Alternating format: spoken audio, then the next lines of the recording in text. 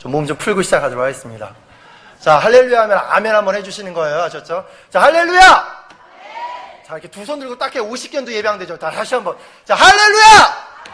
네. 옆에 사람 보면서 우리 손 들고, 자, 할렐루야 하면 아멘 하고 하이파이브 한번 해주세요. 자, 아멘. 자, 옆에 분하고, 왜 옆에 분하고 할렐루야 하면 아멘 딱 한번 해주십시오. 네.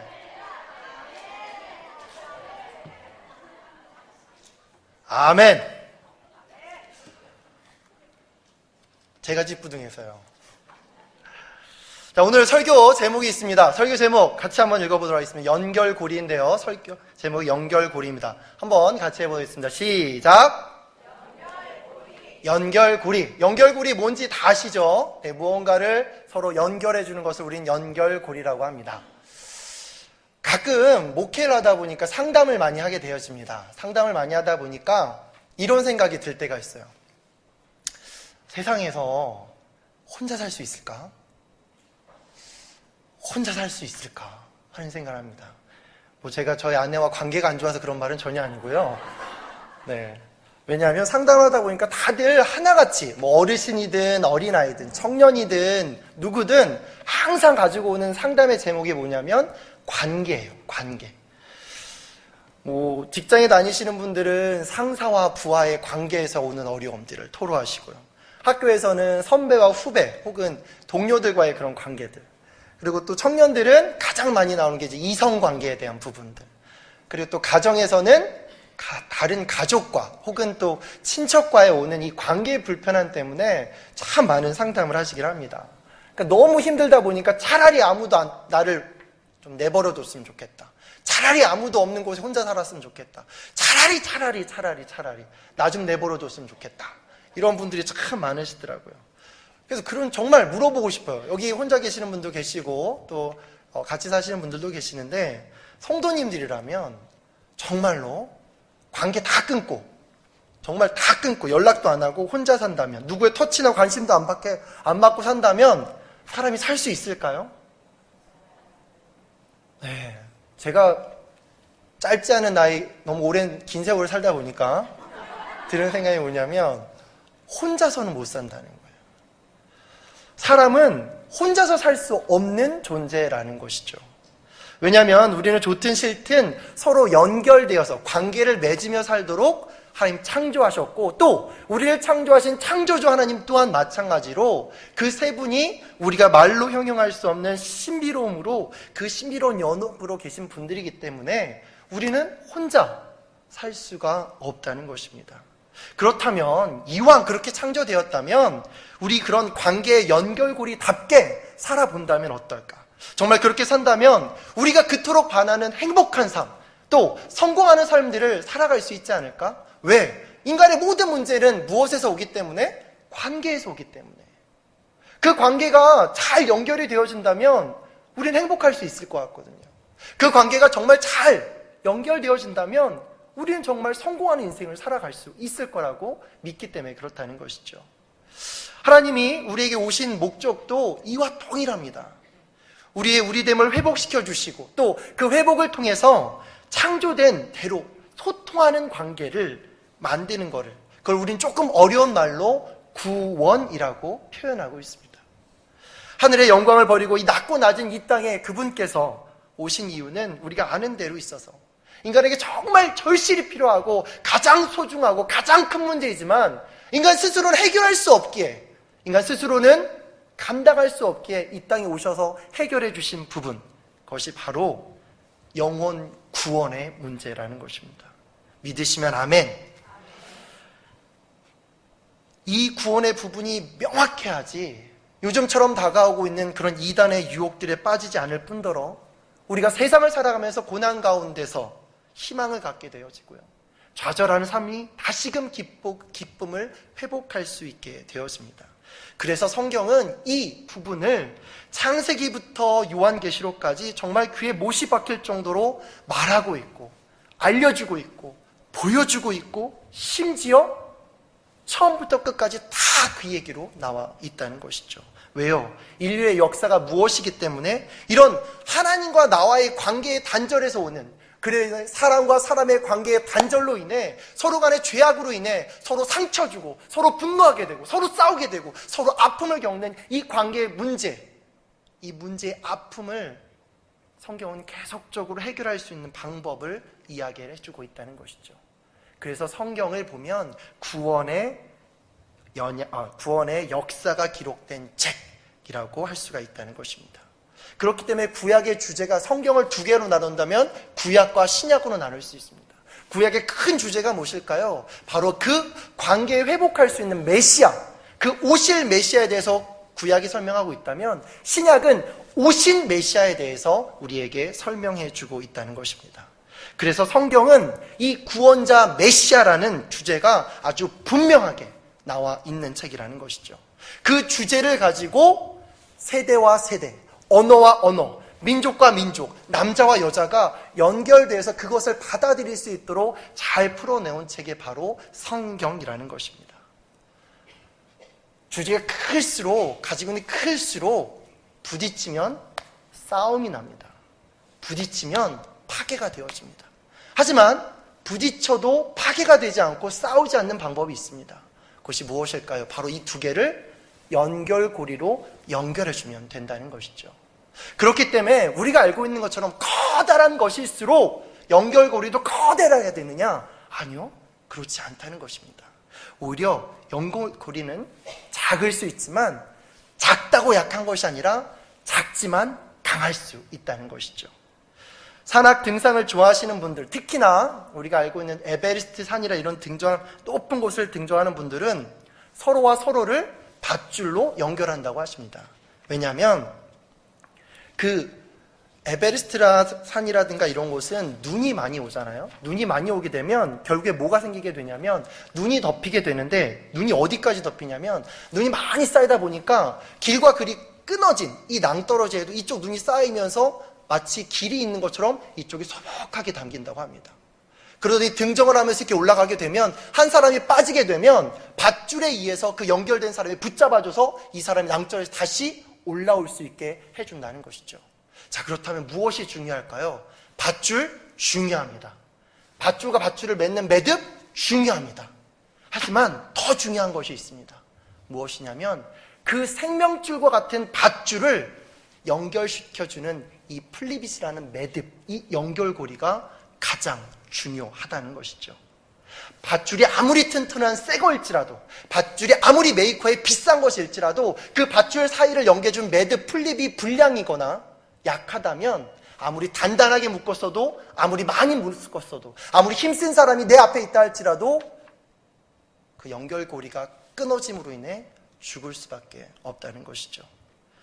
사람 하나 살리는 이 플립도 이렇게 중요한데 하물며 우리를 구원하기 위해 이 땅에 오신 그 구원의 계획을 창조 때부터 마지막 요한계시록 때까지 기록해 놓으신 이 성경 안에 이 커다란 메시아라는 주제를 연결할 수 있는 고리가 없다면 우리는 그것을 어떻게 알 수 있을까요? 시간이 지나면 우리는 다 없어져서 우리가 알고 있는 지식은 도태해져서 전수되지 않습니다. 그럼 우리의 다음 세대는 알 수가 없다는 것이죠. 근데 이게 1, 2년 전만이 아니라 100년, 200년 전만 아니라 1000년, 2000년 전만이 아니라 더 오래되어진다면 우리는 그 구원의 소식이 있는데도 불구하고, 그 놀라운 은혜가 준비되어 있는데도 불구하고 우리는 어떻게 될까요? 연결고리가 끊어진 것처럼 지옥에 갈 수밖에 없다는 것이죠. 그래서 하나님은 준비해 놓으셨다는 것입니다. 무엇을요? 그 연결고리들을요. 어떻게 해요? 시간이 지나도, 민족이 달라진다 할지라도, 세대가 바뀐다 할지라도 그 구원의 역사가 연결되어서 흘러갈 수 있도록, 그래서 하나님의 때에 완성될 수 있도록 하신 연결고리가 있다는 것입니다. 그것이 바로 잘 나와 있는 부분이 오늘 베드로전서 1장 10절에서 12절까지의 본문이라는 것이죠. 구약을 예언하던 선지자들은 이 연결고리를 너무 알고 싶었습니다. 분명히 당신을 통해서 기도했을 때 하나님이 나라의 흥망성쇠를, 또한 나라의 존재 자체를 성립하시고 때로는 망하게 하시는 걸 우리가 알았는데, 그렇다면 이것이 무엇에 근거돼서 진행되는 것인가를 이 구약의 선지자들을 알고 싶었다는 것이죠. 기본적으로 무엇이기 때문에 하나님의 존재는 알고 있다는 것이죠. 그렇다면 그 하나님의 존재가 과연 진정한 구원은 어떻게 이루어질 것인가? 오늘 본문 10절과 12절은 그것에 대해서 잘 알려준대요. 우리 10절 먼저 우리 한 목소리로 같이 한번 읽어보도록 하겠습니다. 10절입니다. 시작. 이 구원에 대하여는 너희에게 임할 은혜를 예언하던 선지자들이 연구하고 부지런히 살펴서 아멘. 선지자들은 정말 만나기를 원했고 알기를 원했습니다. 자신이 알고 있는 그 하나님, 있구나. 기도하면 들어주는구나. 그걸로 만족했던 것이 아니라 그 구원자 되시는 하나님, 그 나라와 민족을 흥하게도 하시고 망하게도 하시는, 그리고 장차 오셔서 궁극적인 구원을 완성하실 그 하나님 과연 이 역사를 어떻게 이루어 가실지가 너무나도 궁금했다는 것이죠. 구약의 선지자들은 하나님을 알고 있었습니다. 그래서 그들은 어찌 보면 우리보다 많은 지식을 가지고 있었기 때문에, 어찌 보면 우리보다 더 큰 놀라운 간증을 가지고 있었기 때문에 말씀을 안 볼 수도 있었을 것 같아요. 하지만 그들은 오늘 10절 말씀에 보면 그렇지 않았다는 것입니다. 그들이 경험한 하나님, 그들이 약속을 붙잡은, 약속을 주신 그 하나님에 대해서 알기를 원했고, 또 그 알기를 원함으로 인해 10절 말씀처럼 그 온전히 연구하고 부지런히 살펴서 그 연결고리, 나만이 아니라 우리 민족만이 아니라 그것을 이어가시는, 그 계획을 이어가시는 그 하나님의 뜻을, 그 존재에 대해서 살펴보기를 부지런히 노력했다는 것입니다. 많은 분들이 신앙생활하다 보면 알면 그래 끝. 이거 뭐지? 목사님 설경 이게 뭐지? 끝. 여기까지 하신다는 거죠. 들어서 내 것을 만드는 것이 아니라, 들어서 내가 누군가에 전해주는 것이 아니라 듣고 끝. 하지만 선지자는 그러지 않았다는 겁니다. 왜요? 하나님의 역사는 내가 생각하는 그 이상의 것들을 준비하고 이루어 가시는 놀라운 하나님이심을 이 선지자들은 경험으로, 지식으로 알고 있었거든요. 알고 있다 보니 더 궁금해지는 거예요. 예배를 드리다 보니, 성소에 나가서 예배를 드리고, 또한 제사장들과 또한 서기관들을 통해 하나님의 말씀을 듣다 보니 너무나도 그 하나님이 궁금한 거예요. 이런 표현해도 될까요? 마치 금요일 날 다 끝나는 8시 반 드라마 9시 58분에 딱 어떤 주인공이 멈춥니다. 그리고 그 다음 주까지 기다리게 되죠. 무슨 일이 일어날까를. 드라마는 그래서 꼭 월요일 날부터 금요일까지 다 챙겨봐요. 수요일, 목요일, 주말 드라마 다 챙겨봐요. 왜요? 궁금하니까요. 궁금하니까 또 보고 싶거든요. 보고 싶으니까 알게 되거든요. 알다 보니까 또 궁금해지거든요. 그러다 보니까 계속 보거든요. 근데 우리의 성경은요, 하나님의 놀라운 역사가 있는 이 진리의 성경은요, 끝. 근데 그 선지자들은 그렇지 않았다는 거예요. 무엇을요? 역사를 이루어 가시는, 그 당시 그 민족, 그 사람을 통해서 민족을 세우시고 또 망하게 하시고 또 민족을 구원하시고 또 말도 안 되는 방법으로 승리하게 하신 그 하나님의 놀라운 역사가 너무나도 귀하고 소중했기에 이들은 아는 것으로 끝나지 않았다는 것입니다. 사랑하는 우리 대조제일교회 성도 여러분, 여러분들은 어떠십니까? 주일날 말씀해 주신 그 말씀을, 또 매 새벽마다 전해주신 그 하나님의 말씀을 붙잡고 그 말씀에 대한 사모함으로, 이 말씀을 어떻게 실천하면 좋을까? 이 말씀을 어떻게 연결해주면 좋을까? 이 말씀을 어떻게 전해주면 좋을까? 하루에 흥분된 마음으로 저 문 열고 나가십니까? 아니면 저 문과 함께 끝이십니까? 하나님은요, 그 말씀을 통해서 언약을 주시고요, 언약을 주신 그 말씀을 가지고 나와 또 다른 누군가가 연결될 수 있도록 계획해 놓으셨다는 것이죠. 근데 누구부터 시작되냐고요? 그것을 잘 알고 부지런히 살펴서 연구했던, 그래서 그 말씀을 내 것으로 체득화시키는 그 한 사람. 성경 구약을 한번 다 보시기 바랍니다. 민족이 어려움을 겪었을 때, 또한 엄청난 이방 군대가 쳐들어왔을 때 그 이스라엘을 구했던 건 수만 수천의 외국의 용병들이 아니었습니다. 오히려 그 민족의 죄악을 나의 죄악으로 여기며 무릎 꿇고 회개하며 기도했던 그 한 사람, 그 말씀, 언약의 말씀을 붙잡고 성소 앞에 나가서 하나님의 용서를 구하고 주님의 도우심을 구했던 그 한 사람, 그 한 사람을 통해 그 민족은 다시금 역사의 또 다른 한 면에서 그 역사를 이어갈 수 있는 민족이 되었다는 것을 우리가 안다면, 오늘 우리에게 주시는 이 말씀을 우리가 어떻게 받아들여야 될까요? 10절 말씀은 분명하게 우리에게 도전을 주고 있습니다. 듣는 것으로 끝내는 것이 아니라, 머리에만 담아두는 것을 끝내는 것이 아니라, 이 머리에 든, 이 들은 것을 내 마음으로 내려서 그 마음을 통해서 말하고 행동하고 전하고 함께 나누는 그런 공동체를 통해, 그런 사람을 통해, 그런 인생을 통해 하나님의 또 다른 계획이 전달되어지기를 하나님은 너무나도 바라셨다는 것이죠. 사랑하는 우리 대조조교회 모든 성도님들은 바로 그 연결고리가 되시는 여러분 되시기를 진심으로 축복합니다. 진심으로 축복합니다. 진심으로 축복합니다. 하나님은 구약과 신약에 따로 계시지 않았습니다. 혹 이런 분들이 계셔요. 아, 목사님, 그 연결고리가 되시는 그분이 누구십니까? 선지자? 대제사장? 아니 왕? 아니, 오늘 말씀 11절은 그걸 분명하게 이야기하고 있습니다. 우리 11절 본문 다시 한번 같이 읽도록 하겠습니다. 11절입니다. 시작!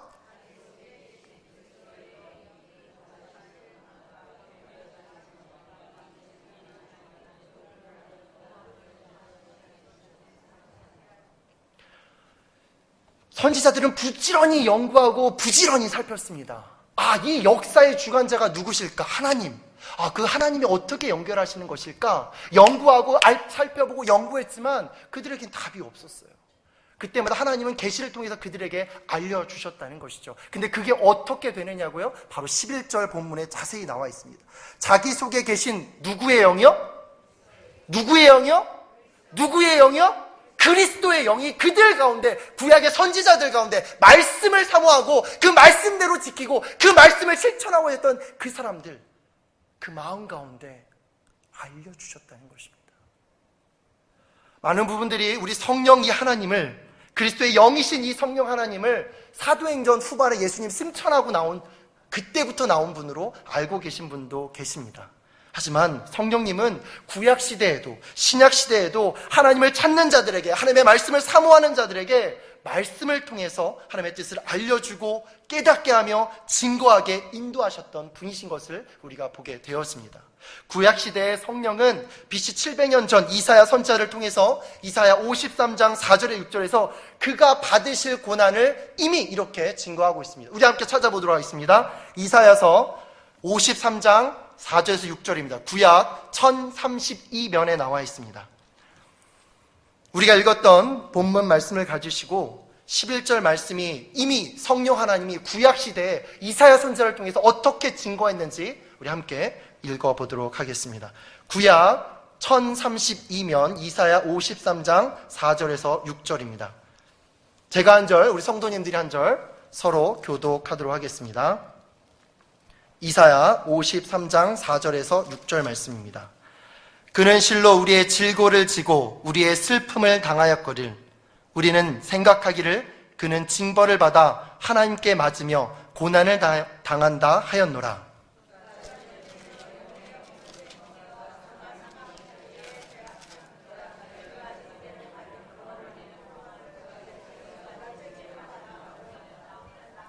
(6절) 함께 읽겠습니다. 우리는 다 양 같아서 그릇 행하여 각기 제 길로 갔거늘 여호와께서는 우리 모두의 죄악을 그에게 담당시키셨도다. 무려 BC 700년 전입니다.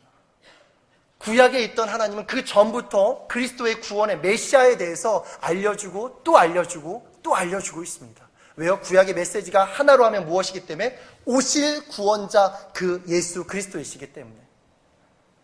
성경은 또한 9장 6절, 이사야 9장 6절 7절에서 메시아의 영광을 또 이렇게 예언하고 있습니다. 9장 6절 한번 찾아보도록 하겠습니다. 구약 977면입니다.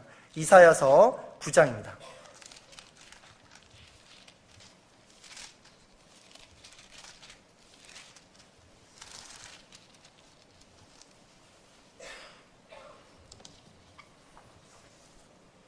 9장 6절에서 7절 제가 한 절, 우리 성도님들이 한 절 교독하도록 하겠습니다. 이는 한 아이가 우리에게 낳고 한 아들을 우리에게 주신 바 되었는데 그의 어깨에는 정사를 메었고 그의 이름은 기묘자라 모사라 전능하신 하나님이라 영존하시는 아버지라 평강의 왕이라 할 것임이라.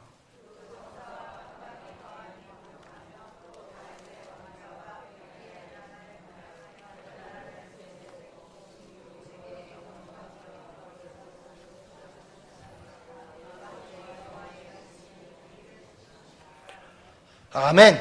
구약의 성경은 흩어져 있는 이런 작아 보이는 성령을 통해서 이 연골고리를 적어서 혹은 작다 혹은 짧은 구절이라고 해서 무시하거나 외면하지 않았다는 것이죠. 오히려 이 작지만 강한 이 말씀을 통해서 계속적으로 구약의 주제가 무엇인지, 계속적으로 우리가 받을 언약이 무엇인지, 계속적으로 보이지 않을지라도 이 역사를 주관하고 계시는 분이 누구이신지, 그리고 그분이 참된 우리의 구원을 위해서 어떻게 역사를 이끌어 가신지를 계속적으로 우리에게 알려주고 있다는 것이죠. 마치 생명의 밧줄이 클립을 통해서 연결되어 있는 것처럼 우리의 옷이, 커다란 이 옷이, 따로 떨어져 있는 옷이 이 단추라는 이 연결고리, 이 작은 연결고리를 통해서 하나로 연결되어지는 것처럼 성경, 구약 성경에서는 그 말씀을 통해 계속적으로 하나님이 어떻게 오실지, 또 어떤 일을 이루실지를 우리에게 알려주고 있다는 것이죠.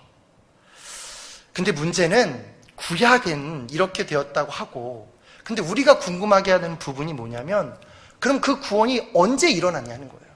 그럼 그 구원이 누가 어떻게 한다는 것이 우리의 질문이 된다는 것입니다. 우리의 상식은 생각해 보세요. 더 열심히 공부한 애가 시험에서 더 잘 봐야 되잖아요. 근데 더 열심히 찾고 더 열심히 부지런히 살폈던 그 구약의 선지자들에게는 이 일이 일어나지 않았다는 것입니다. 오히려 오늘 말씀 10절에서 12절의 베드로 사도는 계속적으로 그 주인공이 누구인지를 우리에게 알려주고 있다는 것이죠. 베드로전서 1장 10절, 12절에 이런 말이 나옵니다. 너희에게 임할 은혜를, 12절, 너희를 위한 것임이니. 베드로는 왜 특별히 너희에게 이야기하면서 신약의 신약 시대의 성도들에게 임할 은혜라고 알려주고 있을까요?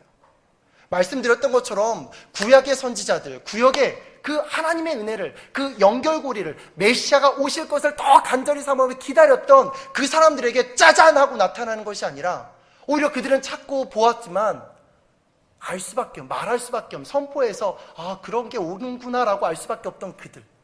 하지만 어찌 보면 전혀 상관없는 것 같은 이 신약에, 특히나 이방에 있는 이 사람들에게 왜 베드로 사도는 계속적으로 너희에게 줄 것이라고, 너희에게 준비된 것이라고, 너희에게 예비된 것이라고 설명하고 있을 것일까요?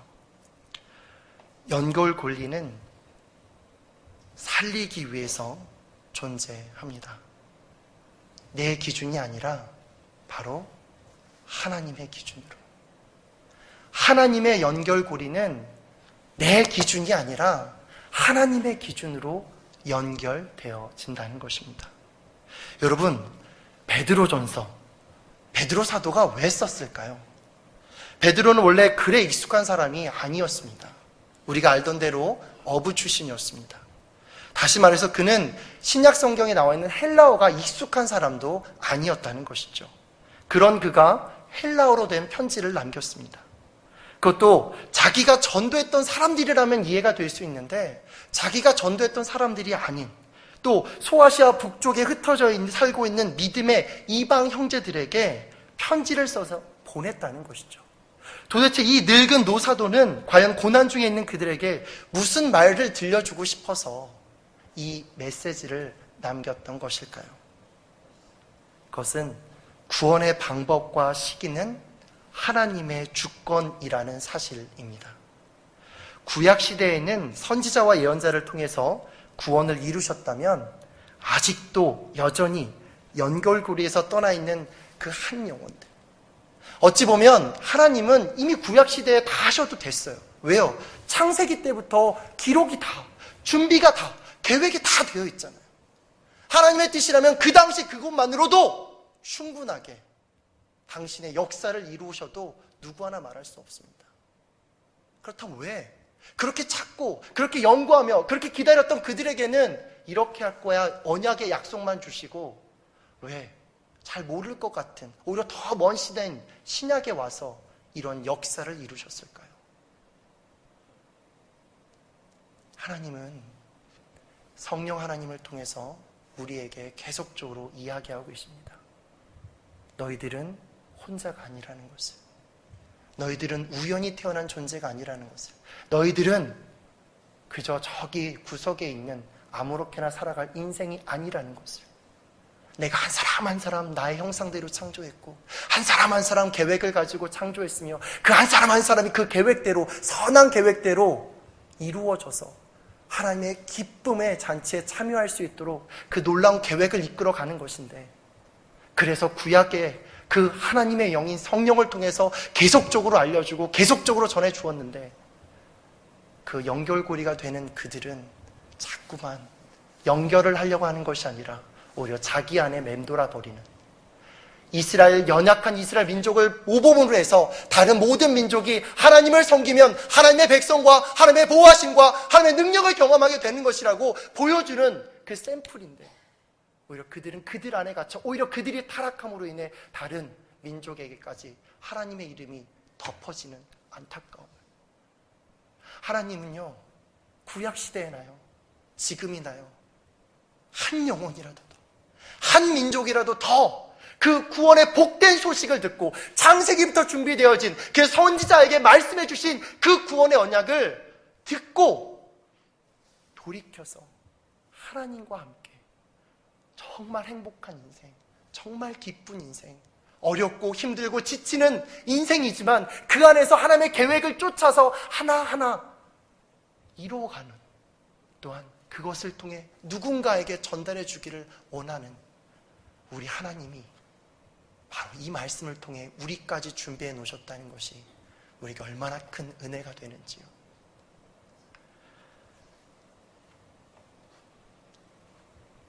구약에서 자기 속에 계셨던 그리스도의 영이 계시를 통해서 말씀하셨다면, 이제 신약의 시대, 은혜의 시대를 살고 있는 우리는 바로 이 하나님의 말씀을 들음으로 그분과 소통할 수 있고요, 그분을 나의 마음에, 그분이 내 마음 안에 거하심으로 인해 말씀을 통해 우리에게 지금도 말씀해 주고 계십니다. 문제는 이 말씀을 받은 내가 과연 그 말씀을 붙잡고 그 성령님과 동행하며 이 세상 가운데 하나님의 연결고리로서 살아가고 있느냐는 것입니다. 여러분들에게 전도해라! 라고 말하는 것이 아닙니다. 어찌 보면 하나님이 가장 원하는 것은요, 물론 다른 영혼들이 와서 우리 교회가 부흥되고 하는 것도 있을 수 있지만, 오히려 연결고리인 나 하나가, 내가 그분과 더 연결되어져서 그 굳건한 관계를 통해서 다른 사람들에게 내게 받은 은혜를 흘러가기를 더 원하시는 것 아닐까요? 나에게 말씀해 주시는 그 언약, 지금 이 시간 이 자리에서 예배를 드리고 하나님의 말씀을 듣는 여러분들이 하나님과의 관계가 더욱더 견고해지고 하나님과의 관계를 통해서 더욱더 큰 은혜를, 삶의 목적과 인생에 대한 분명한 비전을 가지고 내게 주어진 어려움 앞에 좌절하고 극단적인 선택을 하는 것이 아니라, 그런 환경이 있을지라도 오히려 더 하나님과 더 연결되기 위해 하나님의 더 말씀을 듣고자 하나님의 말씀을 더 부지런히 살피면서 나아간다면 하나님 우리에게 어떠한 일들을 이루어 가실까요? 하나님은 여러분들을 통해 더욱더 끈끈한 연결고리가 만들어지기를 원하십니다. 그런 복음의 연결고리는 나이가 많다고 되는 것이 아닙니다. 혹은 나이가 많다고 못하는 것이 아닙니다. 성도가 되었다고 알게 되는 것도 아닙니다. 여러분, 예수님의 제자들을 한번 생각해 보세요.